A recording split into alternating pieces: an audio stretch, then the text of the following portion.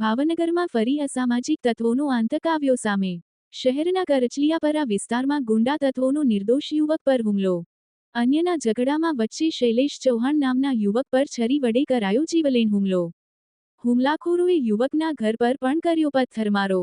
છરીના ઘા વાગવાથી યુવકના ડાબા હાથનો અંગૂઠો કપાયો, કાન અને માથાના ભાગે ગંભીર ઈજાઓ પહોંચી।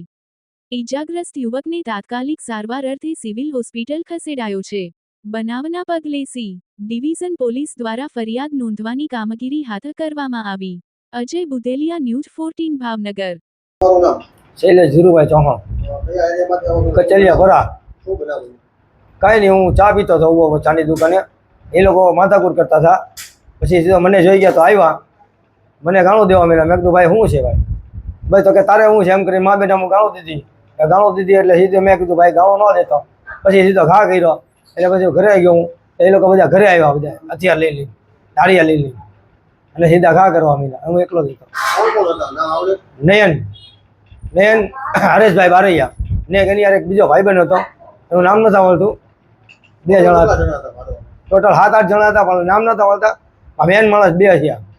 આ બેનો ત્રાસ થોડોક વધારે, ધાર્યું હતું સ્ટીલનું, બસ। એકની ભાઈ ફરસો હતો। હે એક નયન ને એક બીજો એક એનો ભાઈબંધ છે માઠું। એક જ છે, હું એક જ છું।